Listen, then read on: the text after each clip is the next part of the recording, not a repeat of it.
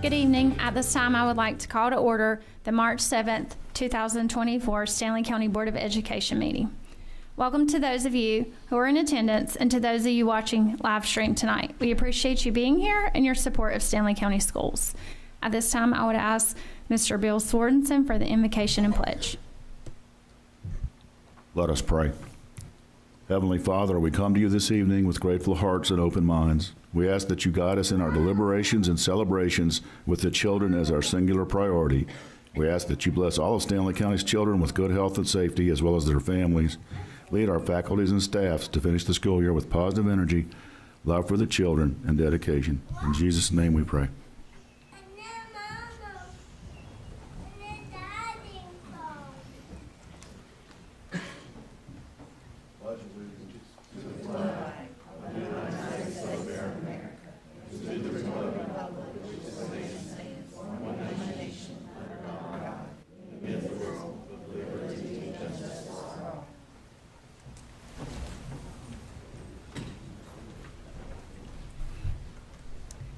Up first tonight on our agenda is recognitions. At this time, I'll turn it over to Dr. Dennis for those. Thank you, Madam Chair and members of the board. First thing tonight, we would like to recognize our Stanley Stars. Dr. Carter. Thank you. Good evening, board members.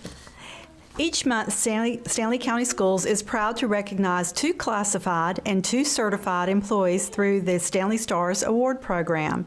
The employees were nominated by their principals, who also shared a brief overview of why they were nominated.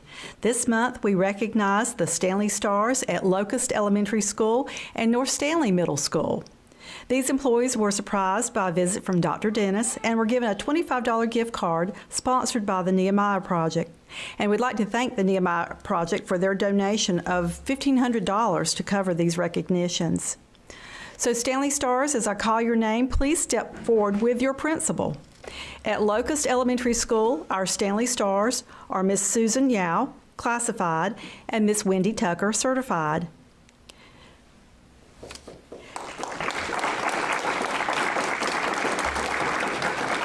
Principal Devron Furr wrote the following regarding Susan Yao. Mrs. Yao is our head custodian here at Locust. She goes above and beyond to keep the school clean and along with driving a regular bus route in order to keep our students safely to and from school. During the school day, she is always willing to help when needed. She does many additional duties around the school, including taking notes to and from the classrooms, helping administration with fire drills, as well as many other things. We are very lucky to have her at Locust Elementary. Our certified teacher is Miss Wendy Tucker. And Mr. Furr wrote the following. Mrs. Tucker is a wonderful teacher who is driven, competitive, and loves students. She has taught for 29 years and has had a profound impact on students. Mrs. Tucker is a rare teacher at the elementary level and one of the best at teaching science and social studies. She has a knowledge and love of history that many teachers do not have. Her lessons are engaging, purposeful, and very well planned. This is her final year as an educator. Unfortunately, we have been unable to change her mind. She will be missed at Locust. Congratulations to our Stanley Stars at Locust Elementary School.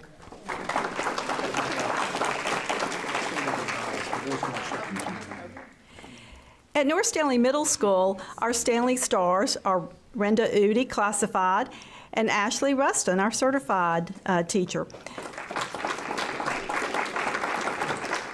Principal Emily Furr could not be here tonight because of a prior family obligation, but she wrote the following regarding classified Miss Udi. This is Mrs. Udi's 25th year in the Northern End, and she started the school year like many others as our EC assistant in our mild resource classroom, where she was highly involved in the teaching process. Since the fall, Mrs. Udi didn't hesitate to step into the teaching role, as we have been hiring for the teacher position, and she hasn't missed a beat. She has been instrumental in the success of the classroom through planning and teaching lessons for multiple grade levels and subjects, communicating with parents, and assisting students in their core classes. She has even been spotted chaperoning after-school dances. We love having Miss Udi at North Stanley Middle School. And Principal Furr wrote the following regarding Ms. Rustin. As a second-year teacher, Mrs. Rustin made the jump from elementary school to middle school and hit the ground running in August. Not only does she coach multiple teams at North Stanley Middle School, she is also an advocate for her students and a rock star in the classroom. Mrs. Rustin incorporates small group instruction, differentiation, and engaging instructional techniques into her daily classroom activities. She collaborates with her colleagues across multiple grade levels and is a solution finder whenever possible. Students look forward to her class where they know they will be both challenged and supported. Her energy and positivity are contagious. We are so very proud that she is part of the Comet team. Congratulations to our Stanley Stars at North Stanley Middle School. Thank you. Thank you. We have a BT recognition. Ms. Rolls, you want to go ahead? Yeah, go ahead. This time I'd like to recognize Ms. Rolls, our BT coordinator, to share information regarding our beginning Teacher of the Year. And if you guys will just wait right there, we'll get you all at one time. Good evening, Madam Chair, board members, and guests. The North Carolina Center for the Advancement of Teaching Beginning Teacher of the Year process was developed to honor beginning teachers and to retain teachers who show promise as excellent leaders and teachers in the classroom and among charter schools as well. This year, Stanley County Schools Beginning Teacher of the Year, Mr. Austin Herlocker, was among the 27 finalists selected from across the state. Mr. Herlocker, a second grade teacher at East Admiral Elementary, attended a celebration and a week of teacher leadership at NCAT's Cullowhee campus, February 12th through the 16th of 2024. Tonight, we are honored to recognize Mr. Herlocker and share in the sentiments expressed by NCAT in regards to these finalists. Each finalist has demonstrated an unwavering dedication to their practice and in a short period of time made a profound impact on their students, families, schools, and communities. So tonight, Mr. Herlocker, we thank you for your commitment to the students and families in Stanley County Schools. Congratulations on being selected as part of this outstanding community of educators.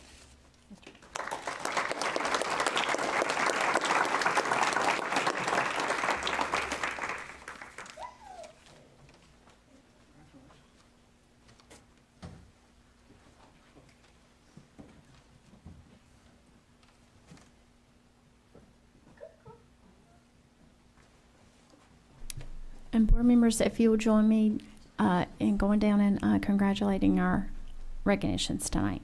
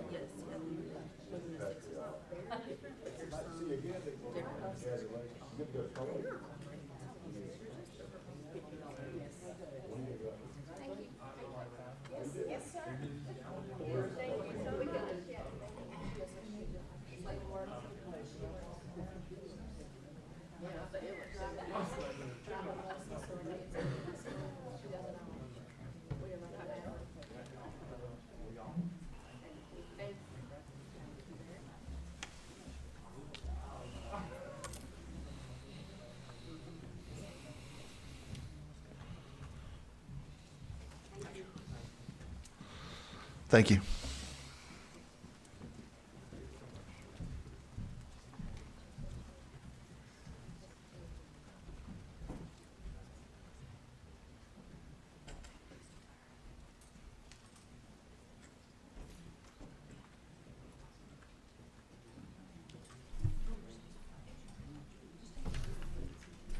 Next on our agenda tonight is closed session. Now, this time I would ask for a motion to go into closed session for student matters, North Carolina General Statute 143.318.11A6, student matters, North Carolina General Statute 143-318.11A1, and attorney-client matters, North Carolina General Statute 143.318.11A3. Motion to go in closed session. I have a motion and a second. All in favor? Any opposed? We are now in closed session. The open session, and board members, I will need a motion to amend the agenda for us to go back into closed session later on this evening. I have a motion and a second. All in favor? Any opposed? Okay, thank you.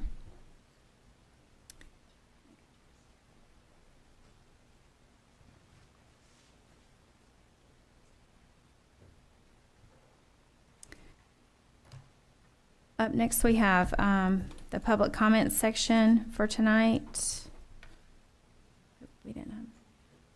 We had no one sign up to speak tonight, so we are going to move on to the next part of our meeting.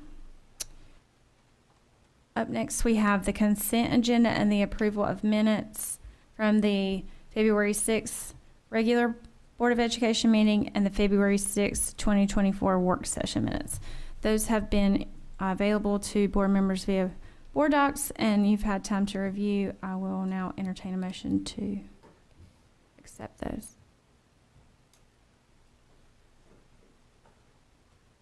I move we approve the minutes of the February 6th regular minute and the February 6th work session minutes. I have a motion. Do I have a second? Second. Second. All in favor? Any opposed? Those have been approved.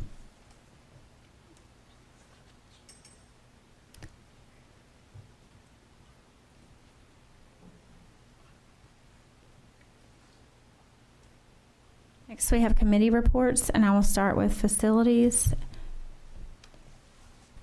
and Ms. Robin Whitaker.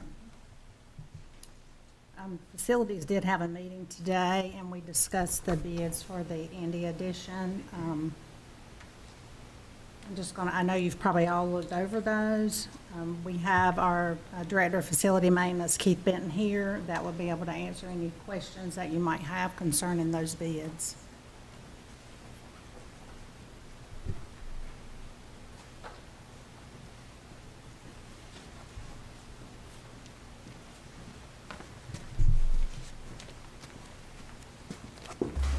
Good evening. How are y'all tonight? Thank y'all for allowing me to come up here. Y'all seen the bid numbers and the bid tab of everything that come from the architects for Indy Elementary.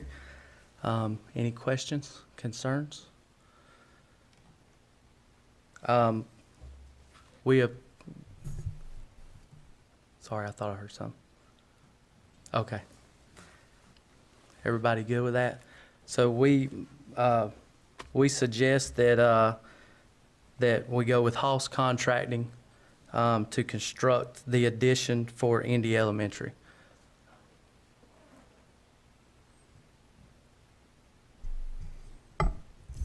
I know that we had our meeting and we discussed this, and why this committee it's also coming out of committee in recommendation of Hoss Contracting. Will you just give the board a little background of your working with Hoss? Yes, ma'am. So Hoss Contracting, and I've worked with them multiple times over my years of doing additions at schools and remodels and stuff like that of sort. They have a really good portfolio for school construction. They do a lot of construction for Wingate University. They are their preferred contractor, and you can go on their website and see a lot of the things that they've done. They're really good contractors, really responsive. They value what as an educational dollar we're looking for, and they are here. They're there for us and to protect us and do their due diligence to the contract and to the design of the architects. You talk about their portfolio. Are there any schools that we know that they've done any work with? Yes, there's Monroe High School. They've done some work at it. Aquadale Elementary, they've done work there. They did the newer addition building that y'all have there. That was back some years ago, but there's multiple of schools. But Aquadale is one they've done here in this county. And Mr. Benton, Yes, ma'am. will you go over with our board? I think you have alluded to this, but how we determined the lowest responsive bid. Right. So in determining the lowest responsive bid, you look at the lowest contractor. But responsive is you take in consideration some stuff that the architect might know about contractors of that sort, as far as their ability to complete on a timely fashion, their abilities to not come back for submitting of change orders, which can run your general contract cost up pretty fast and pretty significant. And the architects also agreed and that they would support in using Haas Contracting. Thank you. Any additional questions? Yeah, Mr. Britton, what portion of the bid would be with our local contractors here in Stanley County? So in the portion of your local contractors, I'll just name a few off. You have Moore's Grading that will do all of their site work. And then you also have Garmin, which do plumbing, electric, and heating and air. So they'll be handling a lot of their heating and air needs for this project. TDR Plumbing is somewhat of a local company. They're in the next county over. But as far as local to Stanley County, you've got Moore's and you have Garmin. Very reputable companies, my opinion. So as Ms. Gibson said, this is a recommendation coming out of the Facilities Committee for us to approve the bid from Haas Contracting for the 10 classroom addition at Indy Elementary School. So since it's coming out of committee, I think I just need a vote. I don't have to have a second. How much is the difference in the bids? Yes. How much was the difference in the bids?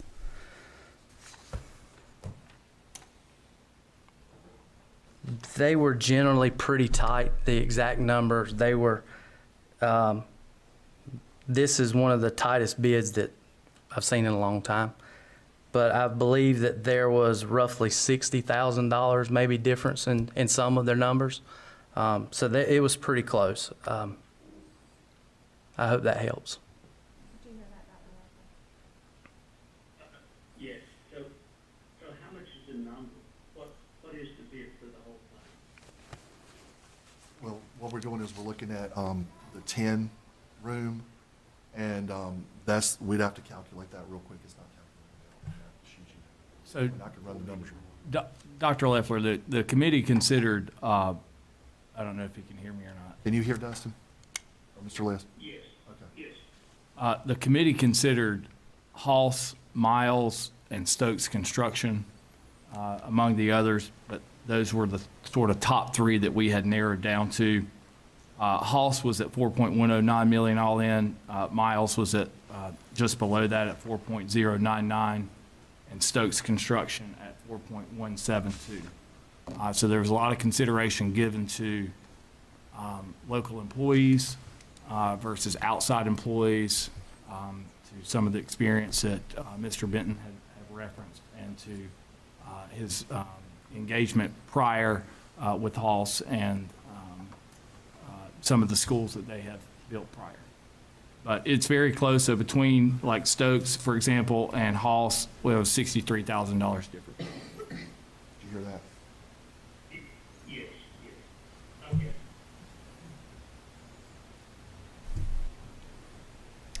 Is there any other discussion?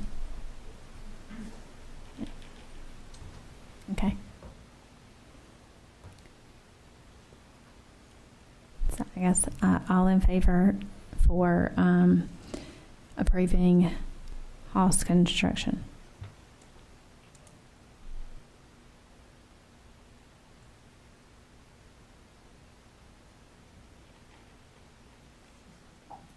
You repeat that. All right. Since we had it coming out of committee, we don't have to have a second. So I had a motion. So I asked who all was in favor of Haas Construction. Haas Contracting Yes. for the Indy Elementary. Oh, sorry, Haas Contracting. For the Indy Elementary 10 classroom addition. All in favor, say aye. Aye. Any opposed? No. Okay, thank you.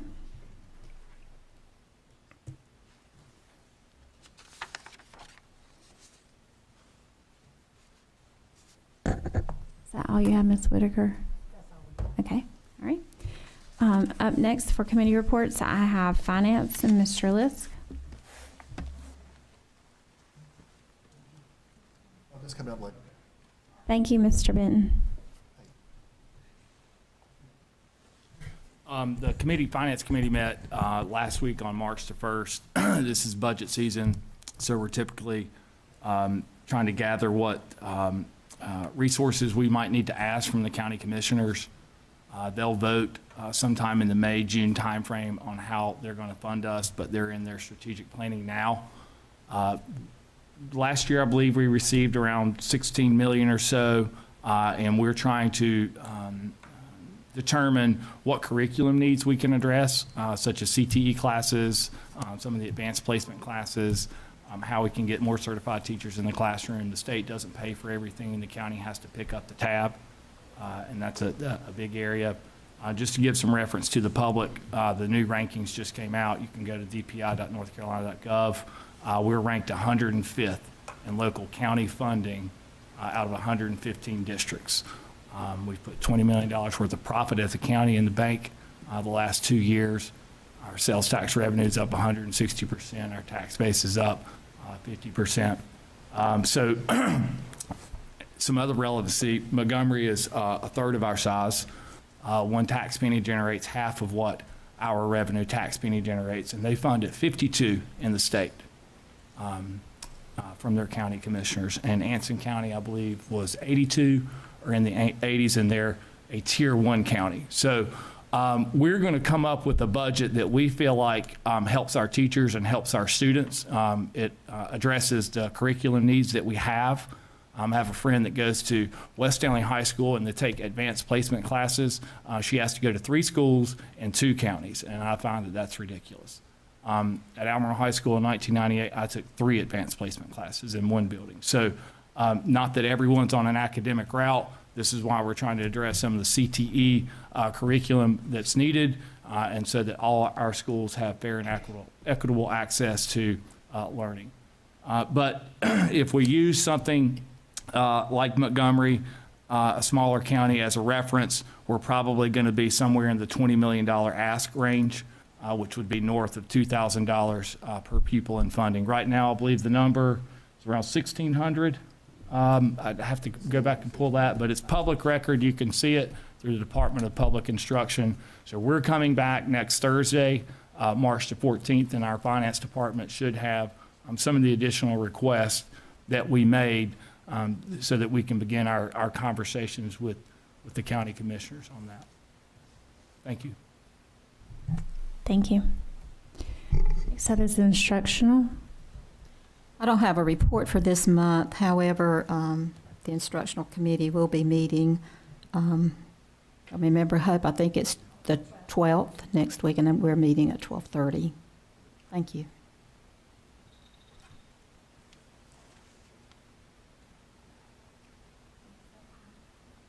Next up, I have personnel. Dr. Leffler.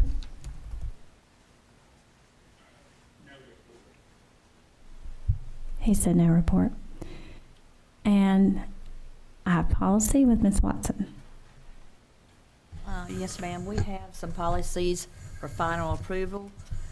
They are policy 1310/4002, parental involvement, policy 3210, parental inspection of and objection to instructional materials, policy 3540, comprehensive health educational program, policy 4335, criminal behavior, policy 4720, survey of students, policy 6120, student health services, and policy 7300, staff responsibilities. And then we also have, these were the two revised policies we will be approving on first reading, policy 1310/4002, parental involvement, and policy 3540, comprehensive health educational program.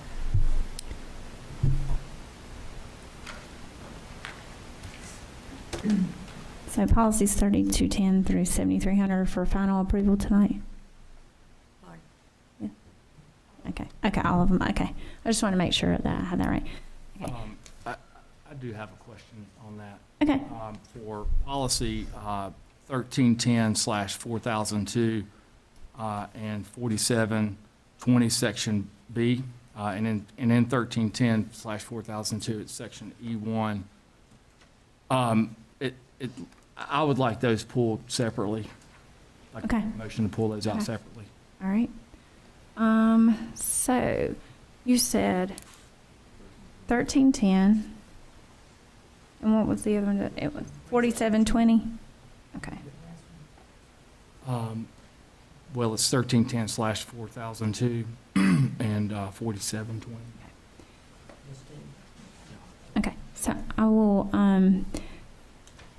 entertain a motion to approve 3210 parental inspection, 4335 criminal behavior, 6120 student health services, and 7300 staff responsibilities, and 3540 comprehensive health education for final approval. I move we approve those policies. Okay, I have a motion. Do I have a second? Second. All in favor? Any opposed? Okay, that has passed.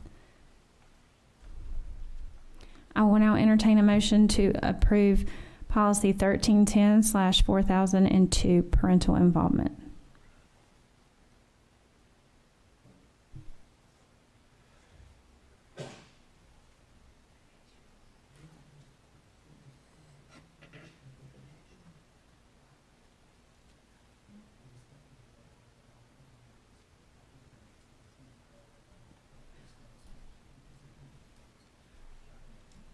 Did you want them pulled for? That's what we were. I thought you wanted them pulled out to vote on them separately, so maybe I didn't understand what you were asking me. Okay. Yep. In discussion. Okay. All right. I just And wanted to make sure I did what you were asking. Okay, then I make a motion to approve policy 1310-4002. Yeah, I have a motion. Do I have a second? Okay, I have a second. So now we're in discussion. Thank you, Madam Chair.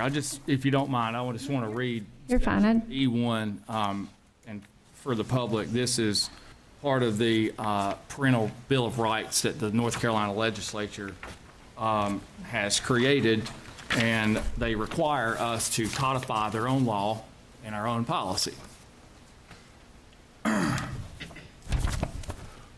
This is part of the section. I'm going to read 2 paragraphs.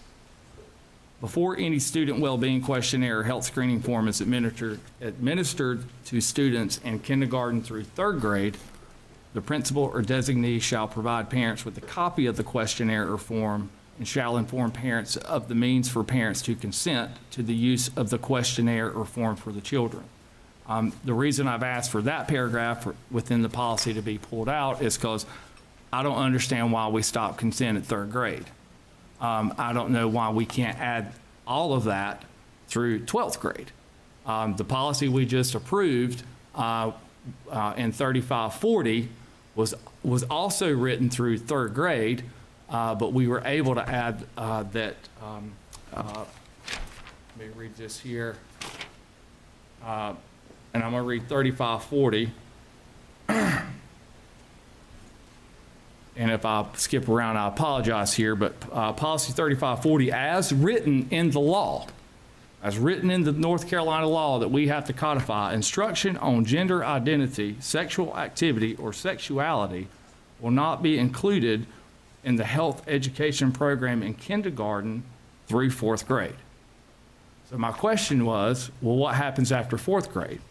Because it also says under the law, as required by law and beginning in 7th grade, reproductive health and safety education will include age-appropriate instruction on sexual abstinence until marriage, STDs in the human reproductive system, preventable risk for preterm birth and subsequent pregnancies, the effectiveness of contraceptive methods in preventing pregnancy, awareness of sexual assault and sexual abuse, and sex trafficking prevention and awareness. Sex ed's been taught in 7th grade and above for a long time. But we were able to add to this policy, in addition, there should be no classroom instruction on these same topics, which were gender identity, sexual activity, and sexuality, in 5th through 12th grade. So it's not going to be taught in our schools from kindergarten through 12th grade outside the district's approved curriculum. So I've asked for this policy and discussing with the attorneys, and we have a bit of a gray area under North Carolina law. Because I am of the opinion, just one board member, that parents should be able to provide consent for their minor child through 12th grade or till they're 18 or emancipated. The other paragraph in 13-4002/4002 says, and I'm just going to read one line of the paragraph, which I had a problem with. In addition, the principal or designee shall notify parents before any changes are made to the names or pronouns used for their children in school records or by school personnel. Again, this is only notification as required by the law. So my questions were with the attorney is, well, where's the consent? So if the child wants to call themselves another name, what is the school system going to do? And there seems to be a gray area legally with this. So I had a problem with North Carolina law and pushing it down, forcing the board to have to codify. That's like us saying that you got to go 35 miles per hour out here. What's the law? You should abide by the law. It supersedes any policy that we create. But I feel like that if my child wanted to change, my son or daughter wanted to change their name, well, they're a minor child. I'm responsible for them legally. That the school system should not abide by that, and they abide by what I say. So I would like to see parental consent, but apparently it's been difficult with the legal team in addressing Title IX issues. So I find it very difficult that we have to write this into the policy. This language is also rewritten into, and I'm going to finish, Madam Chair, and I appreciate the time, into policy 4720, which is a survey of students. And again, on the well-being questionnaires under the survey for students, we'll only notify the parents. And where is it at? It's more of the notification of kindergarten through 3rd grade. So it's repeating what's in 13/4002. I'm of the opinion, well, if we can change 3540 to say, no, it's not going to be taught. We're not teaching gender identity from kindergarten through 12th grade, that if there are going to be questionnaires given to my 4th grade child, that I should be able to consent to that survey. So I just wanted to provide some color to the public on why I asked for these to be pulled out. Yeah, thank you. I appreciate that. Any other board member discussion on any of these?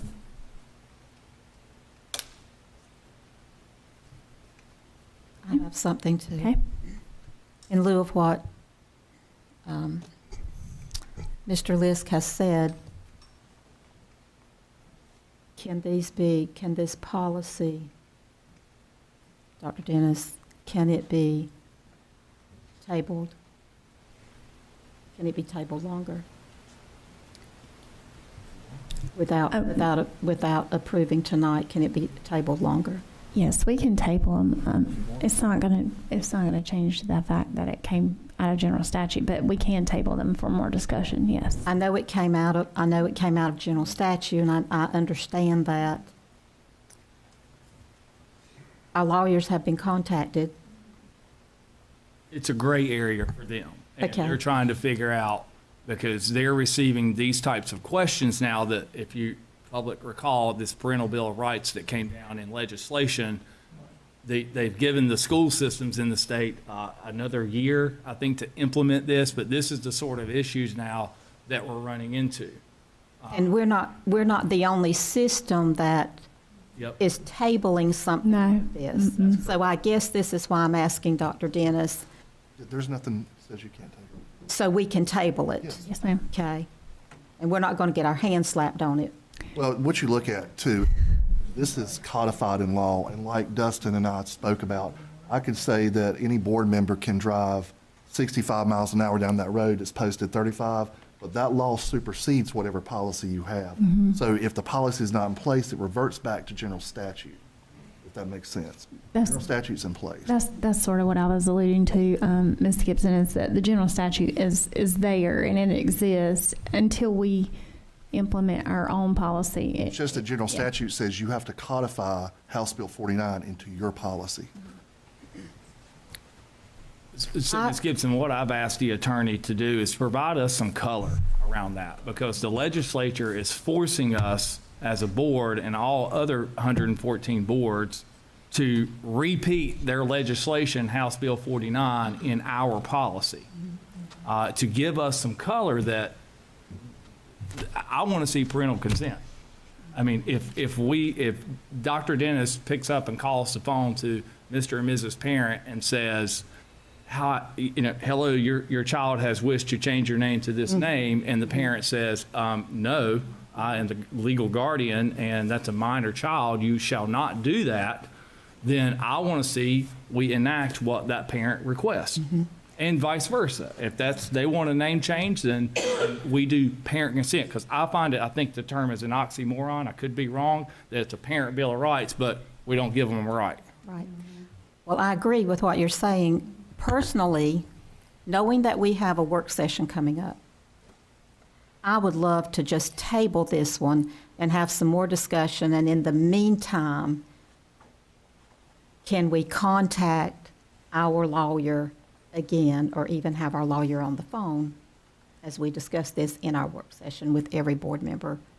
He knows I'm gonna get back to him on this. That's the Okay. way. Well, then I would like to table it. So I have a, Second that I motion. was gonna say, I have a motion to table, so I figured you were gonna give me a second. I have a second. So all in favor for tabling, 1310 and 4720. Any opposed? Okay, Rufus said aye. Okay, so we will table those and. Okay. Yeah, I got you. Sorry, y'all. Dr. Leffler's on the phone. He had a medical thing in his family today, so we will table that until the March 18th work session and have some discussion on that. Thank you. Ms. Watson, did we get everything covered for you? Okay, thank you. I have safety and security, Mr. Sorensen. No report at this time. Up next, I have curriculum and instruction, Mr. Lynn Plummer. Thank you, Madam Chair, members of the board.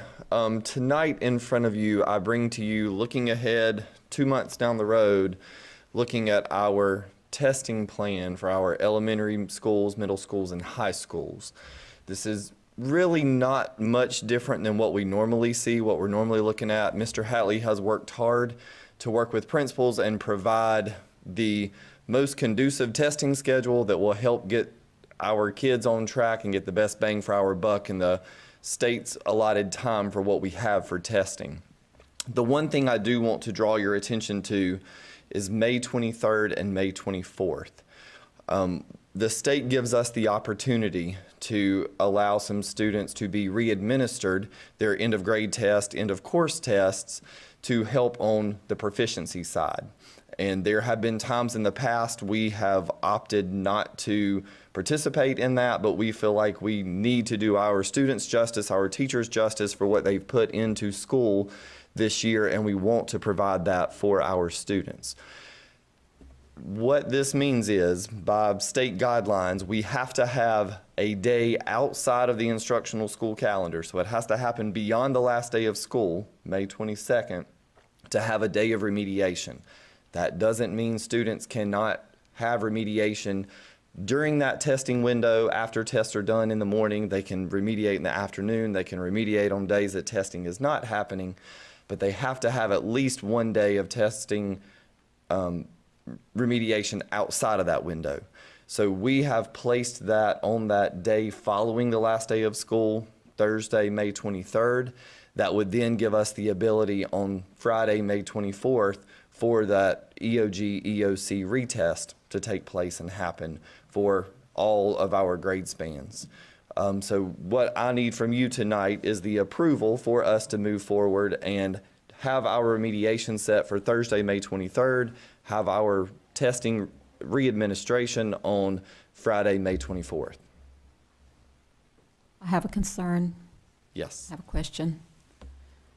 So our students will be required to come back and to retest again, or?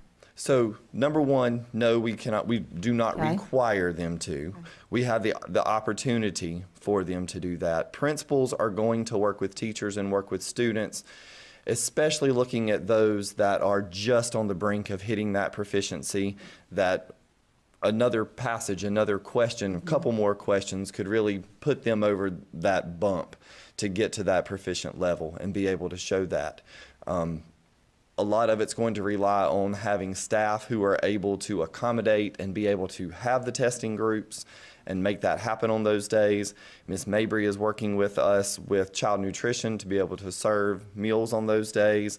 Mr. Lambert's working with us to be able to provide transportation on those days to have as many students as we can, but no, it is not a requirement. Okay. So we're going to really encourage them. Correct. Correct. Mr. Hatley and I spoke with principals this week, and what we are wanting to happen is, yes, there will be a formal process and letter that goes home to parents, but really encouraging teachers to have those conversations with parents for why we are offering this, what this can do to not only help the school, but also help the student in the end. Okay, may I ask this then? Because that's getting into the Memorial Day holiday, that Friday. Mm-hmm. If students were able to go through remediation as much as they could on that Thursday, May the 23rd, is there a way that they could be given on that Thursday evening? They cannot. They No, cannot be given the It has test. to be two separate. Remediation has to be one day, testing has to be another day. Okay. Yeah, I hate that it's, kind of falling here with that holiday, but we will encourage them. Well, and the good thing is it's not a full day of testing. The remediation will be more of a full day. Testing, depending on how long a student takes within that individual test, it wouldn't take them more. We have testing limits that are set that they would not go all into the afternoon that way. Thank you. Thank you.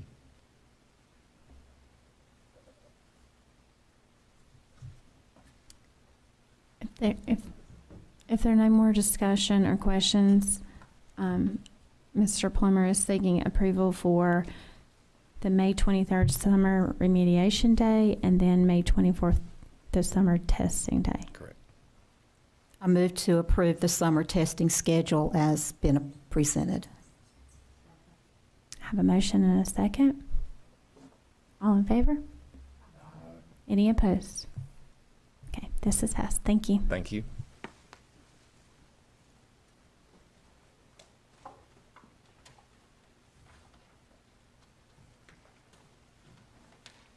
Up next, I have auxiliary services, Mr. Terry Dunny. In your packet, excuse me, you have the audit contract for the 23-24 school year, as well as the engagement letter. There will be no increase or decrease in the contract from what it was the previous 2 years. At this time, I would like for the board to entertain a motion to approve the engagement letter, stating what the auditors will be doing for the audit of 23-24, as well as the audit contract in the amount of $39,500. And board members, Mr. Dunny is asking for a motion for the audit contract and for the engagement letter. I move that we approve the audit contract and the engagement letter as has been presented with your recommendations. Have a motion. Do I have a second? Second.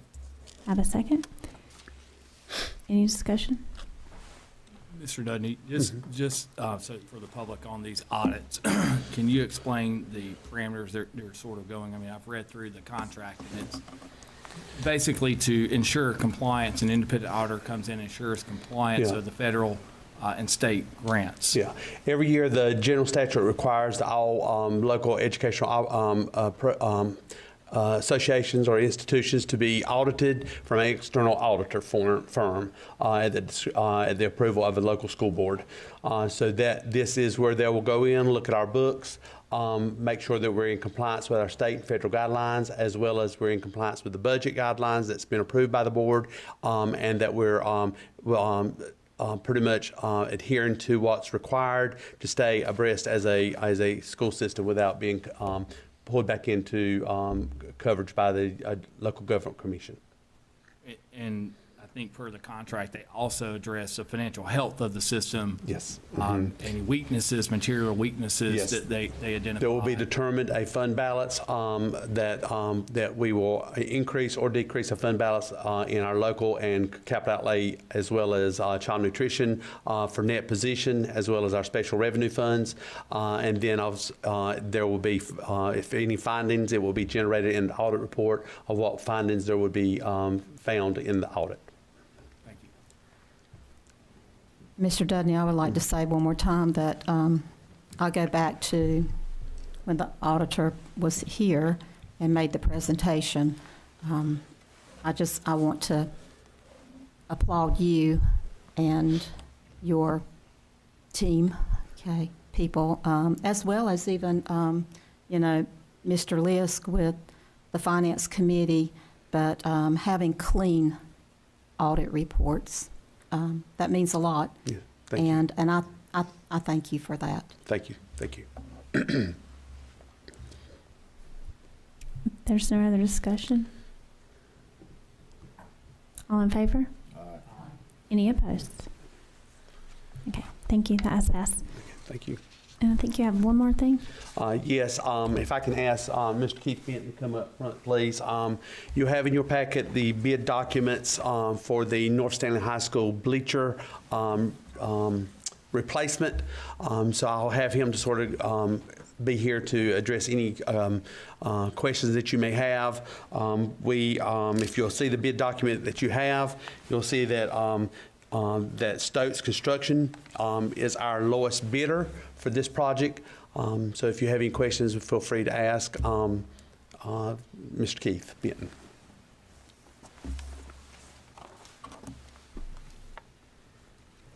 Any board members have any questions for Mr. Benton? Board members, this was also discussed in the facilities committee that we just, meeting that we just had. And I would like for you to go over, Mr. Benton, the foundational part and that bleacher vendor of Mastercraft, and I believe we have a school here that we are using the same thing. Yes, It's been ma'am. done. Yes, ma'am. So the Stokes contract in their contract will be the concrete slab that the bleacher section will be constructed on top of. so assuring it's stable and has a good foundation.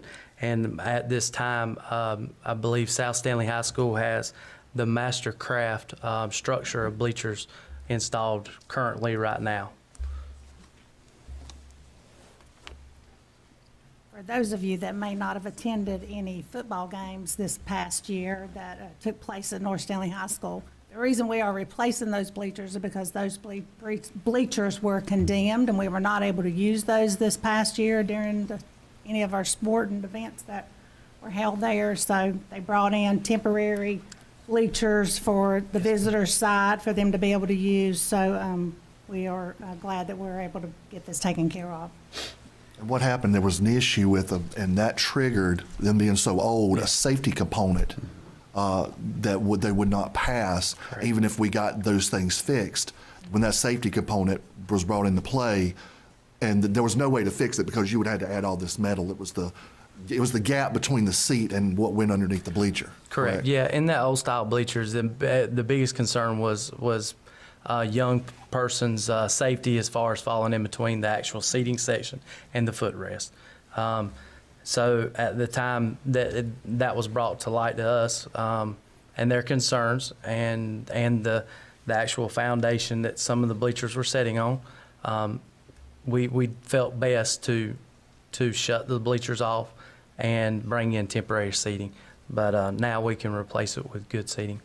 And the contract is awarded to the contractors. The completion date is submitted on there off of the architectural drawings of August 1st. So that is their contract date that they are targeting to hit, and they should accomplish that very easily. If I recall, Mr. Benton, there was also some ADA issues that were Yes, ma'am. with those bleachers. Yeah. Yes, ma'am. So if just to enlighten what Madam Chair is speaking about is the ramp section going up to the side really didn't meet ADA standards for the elevated level it was and the amount of angle. Also, it was a graded system that if somebody walked through with heels on or shoes that weren't good quality, they could slip between the grate system.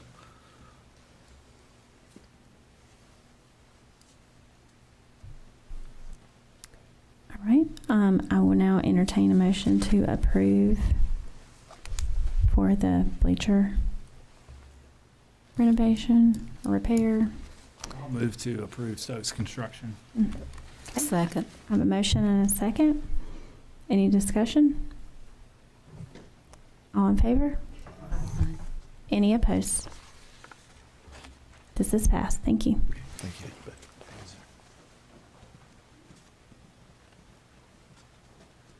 Thank you, Mr. Benton and Mr. Dudney. Up next, we have superintendent comment. Thank you.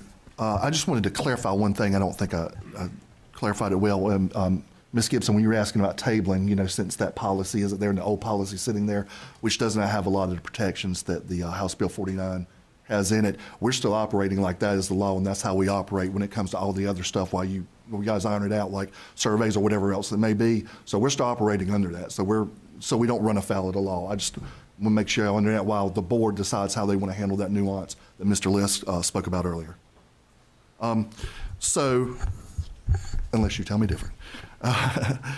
So Maintenance Appreciation Day was March 1st. Keith, you and your team do an outstanding job, and I would like to recognize them. I'm sorry I was out of town that day with a professional opportunity, or I would have stopped by, and I still will stop by when I get an opportunity because y'all do a great job. Thank you and your crew for everything you do. Read Across America Day was March 2nd. I was able to do some reading. I know some board members were able to do some reading. I know you guys will talk about your own experiences here, but it's one of my favorite things to do is to go in and read the book and ask the kids questions. And, and they like to have visitors. They like, they like it when you come in and talk to them and, who are you? They thought I was in the FBI because I was wearing a suit. So I didn't want to be classified as that, but that's what they thought I was. Oh, and one kid thought I was he thought I was somebody else, but it was funny. But I love the getting out there with the kids, and I want to thank, I know Mr. Furr and Locust invited me, and I read there the other day, and read The Sour Grape, learned a lot about not holding grudges, and Highly recommended. National School Social Worker Week is March 3rd through the 9th. And School Breakfast Week was also the 4th through the 8th. This month is Music in Our Schools and Women's History Month. Don't forget, we have spring break March 29th through April 5th. This week, I got that.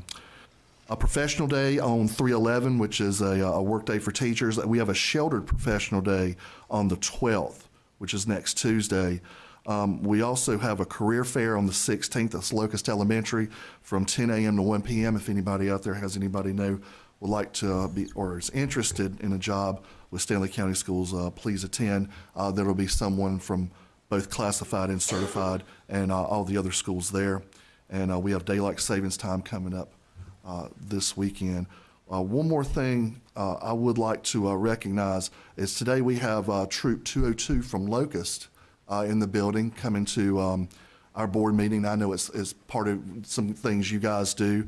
And Darren Honeycutt's our troop leader. And would you guys like to say anything real quick about, why you're here, your mission or anything?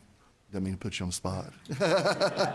I just want to give you the opportunity. Thank you. Patrick here. He would be happy to speak. Yeah, I didn't see Patrick. But great to have you guys here. I know it's not the most exciting thing in the world, but believe it or not, it's a necessity when it comes to a lot of things we have to do when it comes to law. So glad you guys could attend. That's all I have. Thank you. Right, up next I have board member comment. I'm going to start down here with Mr. Lisk. All right. Well, Dr. Dennis stole my thunder. Sorry. Thank y'all for coming. I think Aaron just mentioned 4 schools: West Stanley Middle School, West Stanley High School, South Stanley Middle School, and North Stanley High School are all represented in your troop. And we got a Greystone. And Greystone. So I hear this is one of the better troops for all the activities that you do. But they're working on a project, I believe, and I can't remember all the specifics, but you had to attend a council meeting or a board meeting, find an issue, which hopefully you got a couple good issues today to write about. And I believe Patrick told me that they were working towards their merit badge. Is that correct? Citizenship and community. Citizenship. Okay. So after standing at the polls all week and watching only 20% of our voters vote, I think this is a good thing to understand how the civics of local government works. So thank you for coming. And as Dr. Dennis mentioned, we all have been reading to the schools. No one can compete with Mrs. Gibson. I just don't even try. It's like an amateur and a professional baseball player. I would like to add some hair, though. If I can figure out a good wig to wear, that would be. I had a hat today I can let you borrow. Oh, yeah. I want to thank the county commissioners for coming. I see Mr. King back there. Mr. Billy Mills was just elected, so thank you for attending. I know we've got a lot to discuss on the finances, and hopefully that will be a positive engagement as we move forward. Thank you. Thank you. I have a hat you can borrow. Your wife saw me in my hat today.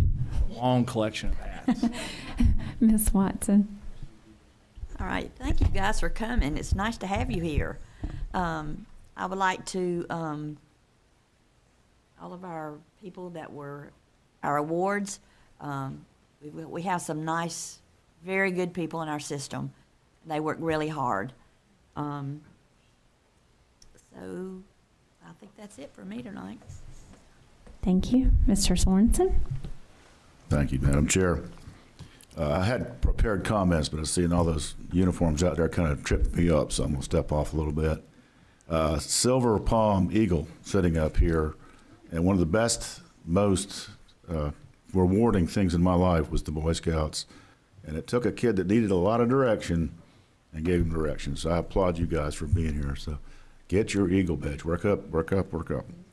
I did go to East Albemarle and read to the first graders. And it was a very difficult day for me. It was, dealing with those kids is like, it feeds my heart, it feeds my soul.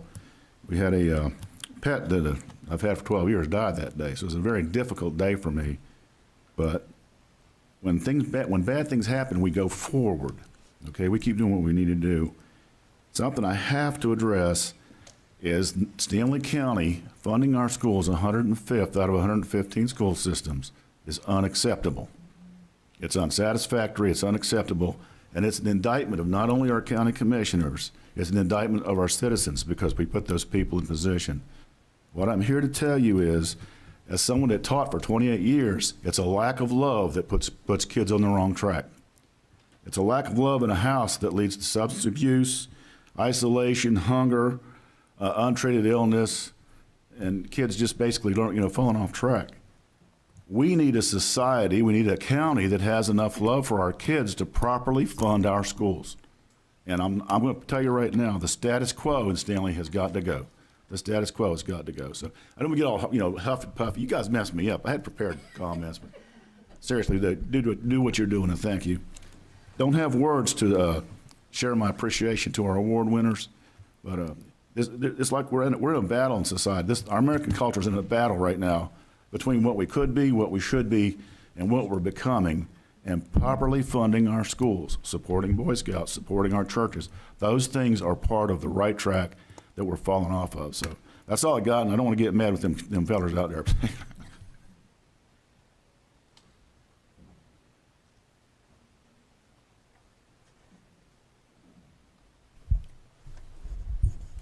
Dr. Leffler?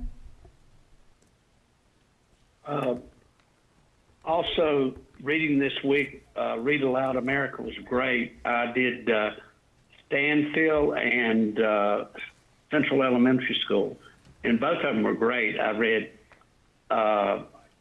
Green Eggs and Ham, which was great.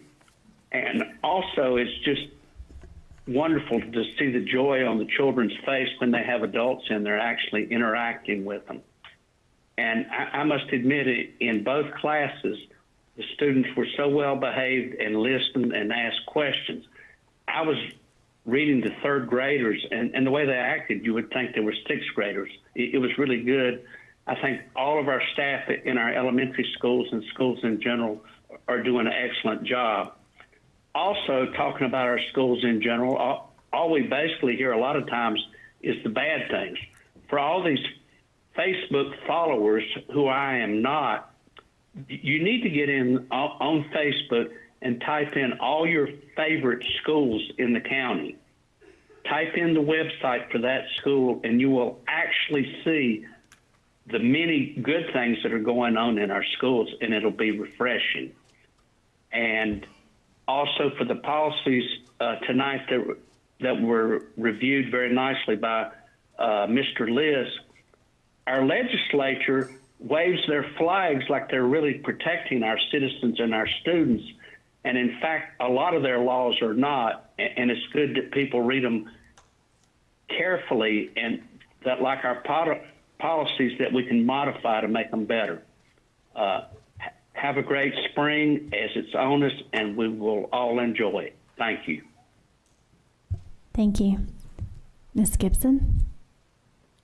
Certainly, I want to congratulate our Stanley Stars and the beginning teacher, Austin Herlocker, and his time that was spent at NCAT. Also, I want to say to Mr. Benton and his whole team, we have a wonderful maintenance department, and we appreciate you, Mr. Benton, and our social workers as well. Read Across America, World Read Aloud Day. That's just when I can get back into my element. And so I love being the Lorax.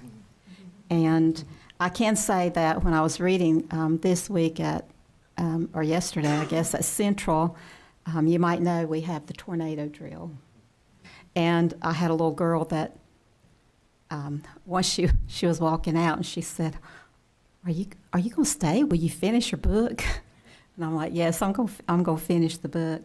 But like Dr. Leffler said, the children are just so intrigued, so polite and nice and appreciative of us coming in. And I do say to all of our teachers and staff, administrators, what a wonderful job they are doing. And to our administrators that are here tonight, thank you. It's always wonderful to see you.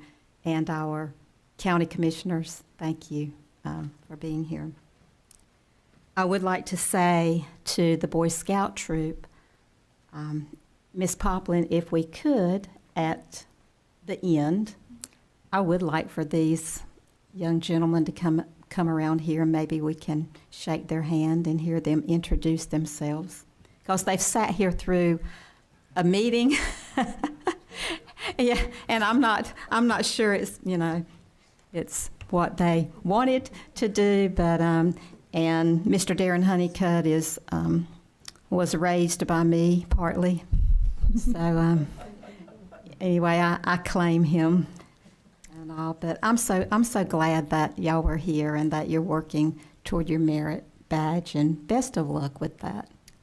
Thank you. We'll do that, Ms. Gibson. Ms. Whitaker? It's been many, many years since our school system has either done an addition, a renovation, or built a new school. I don't think that's been done since I was on the board last time, and I came off in 2010.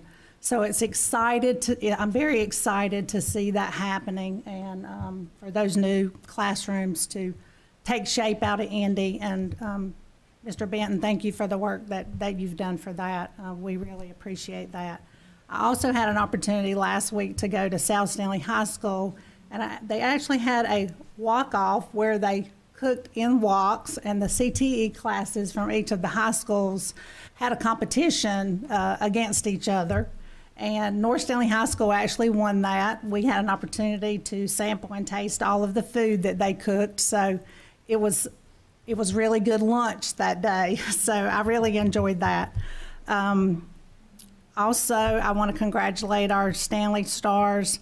One thing that I noticed when we talked about Miss Yao from Locust, who is actually a custodian, she also is driving a bus for us. And anytime we can get somebody to do a dual jobs like that, especially when there is a bus driver shortage, I am very appreciative of that. So I just wanted to thank her for doing that. And also for our administrators are here and our central office staff. I know you guys have a long day, and we appreciate you coming and taking the time to sit through our meetings. Sometimes they're not too interesting, and sometimes they are. So, but we appreciate you taking the time to do that. Thank you, Ms. Whitaker. I want to start off with a thank you to our county commissioners for the funding for the addition on behalf of the board at Indy, because that wouldn't have been possible without that. So I appreciate that, and if you guys will pass that along to the rest of them, that would be great. Also want to touch on being able to read some this week. I was able to read at Stanfield and Locust, East and Central, and I will be at Norwood first thing in the morning tomorrow. It's been an interesting week in the elementary schools. They've had their Dr. Seuss themed week all week, and when you have Wacky Tacky Day on the same day as Picture Day and on the same day as the tornado drill and guest readers, I'm really not sure how teachers keep kids kind of reeled in, but I have to say, today at Locust, Miss Tucker, when I walked in her room, those kids were attentive, and our teachers just do an amazing job. And when you have all those things thrown at you on top of, added things that the kids obviously love and enjoy, it really goes to show how hard they work at classroom management and keeping, their kids on schedule and everything. So we just really appreciate all the work that goes into that.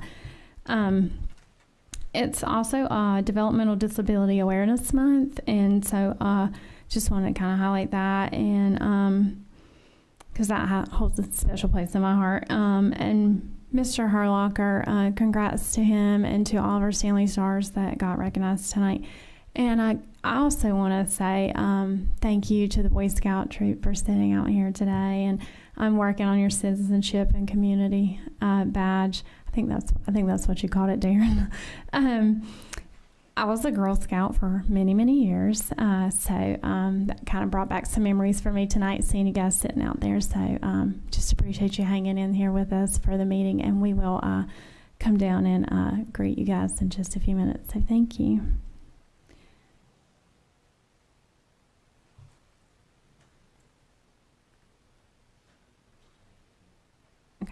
Next, I have the personnel agenda report. Dr. Carter.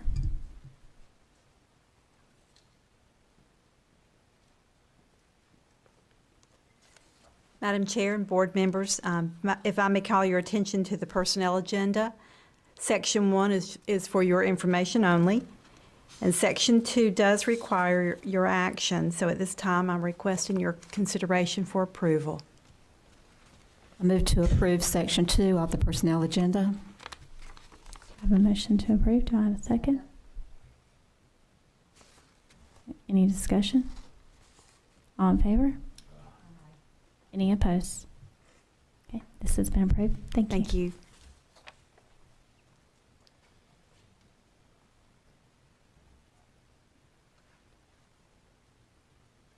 The date and time of our next board meeting will be Wednesday, April 10th, 2024, in the Gene McIntyre Room at 6:15. So just note that date due to spring break will be Wednesday, April 10th. Okay. And at this time, we are going to first go down and greet our guests, and then we will go back from recess and back in.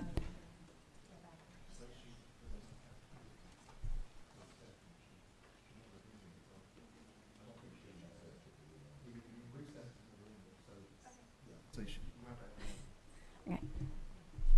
So once we go down and greet these folks, we'll go back into closed session and finish up what we started earlier. Thank you.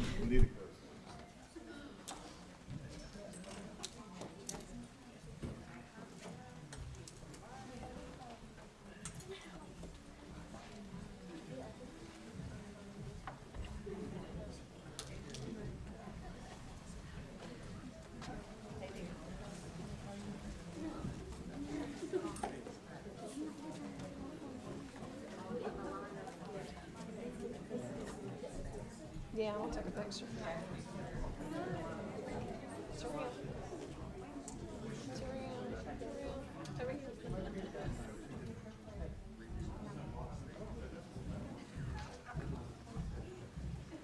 right, smile. Cheese, you made it. You did it. Yay. Got you. All right, go greet him. Nice handshakes.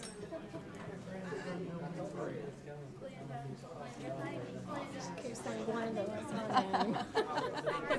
That's my name.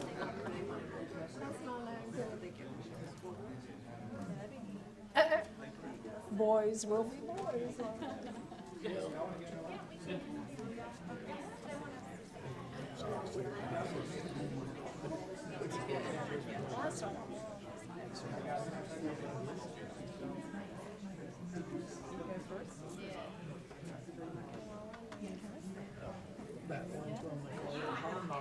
Scoot over there in the middle if I may. This is probably going over. Yes. All right, I'm going to call us back into open session. And if there's nothing else, I will ask for a motion to adjourn. Motion to adjourn. Second? All in favor? We are adjourned. Thank you.